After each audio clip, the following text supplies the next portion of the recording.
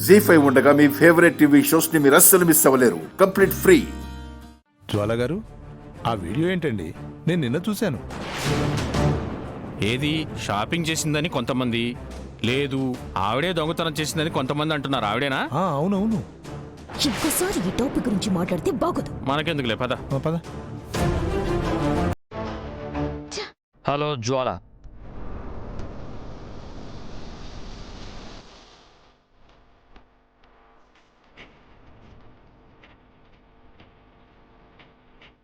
నన్ను క్రాస్ చెయ్యాలని అడ్డదారుల్లో వస్తే రిజల్ట్ ఇలాగే ఉంటుంది. సామ్రాట్, నన్ను ఇన్సల్ట్ చేస్తున్నావు. లేదు, జాగ్రత్త అని చెప్తున్నాను. బిజినెస్ చేయడం అంటే మన తెలివితేటలతో మనం ఎదగాలి. అవతల వాళ్ళని మోసం చేసి నీలా దొంగతనాలు చేసి ఎదగాలి అనుకోకూడదు. వాళ్ళు చెప్పింది నిజమే కదా.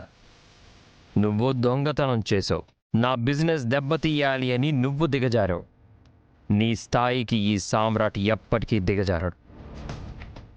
బిజినెస్ చేయడం చేత కాలేదు అంటే నా దగ్గరికి రా, ఫ్రెండ్లీగా టిప్స్ చెప్తాను. అంతేకాని ఇలా దొంగతనాలు చేయడం, ఏదో ఒక విధంగా దెబ్బతీయాలి అనుకోవడం మానేసే. నన్ను ఓడించాలి అనుకున్న ప్రతిసారి ఓడిపోయేది నువ్వే. అంటే ఈ సామ్రాట్ని ఢీ కొట్టడం నీ వల్ల కాదు అన్న క్లారిటీ నీకు ఇప్పటికే వచ్చుండాలే. సామ్రాట్, ఈ జ్వాల ఓడిపోవడం అనేది జరగదు. నీ చేతిలో అస్సలు ఓడిపోదు. నిజంగా నేను నీ చేతుల్లో ఓడిపోయే పరిస్థితి వస్తే నీ ప్రాణాలు తీసేన గెలుస్తా. నా నీడని కూడా తాకలేవు జ్వాల. చూసావా, దొంగ స్థాయి నుంచి మర్డర్ చెయ్యాలి అనే స్థాయికి దిగజారిపోతున్నావు. అది నీ క్యారెక్టర్. నాలాంటి వాళ్ళని చూసి నీలాంటి వాళ్ళు ఏడవడం కామన్. ఫైనల్గా ఒక విషయం గుర్తుపెట్టుకో, హైవే పక్కన ప్యారలల్గా రోడ్డు కూడా ఉంటుంది. అది సర్వీస్ రోడ్ అంటారు.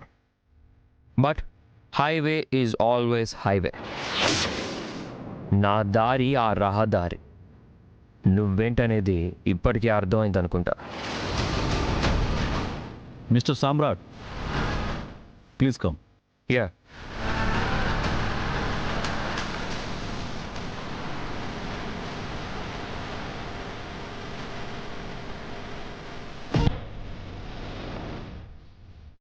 ఈ రోజు వీళ్ళందరూ అవమానించడానికి కారణం నువ్వు వదిలిన ఆ వీడియో.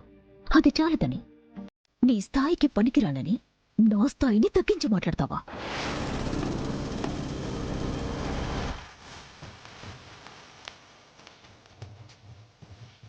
నా అహం మీద దెబ్బకొట్టావు సమ్రాట్.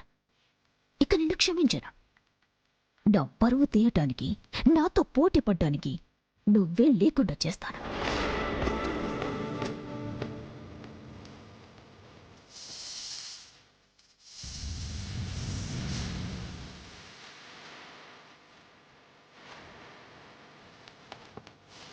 జీ5 యాప్ డౌన్లోడ్ చేసి అన్ని ఎపిసోడ్స్ పూర్తి ఉచితంగా చూడండి.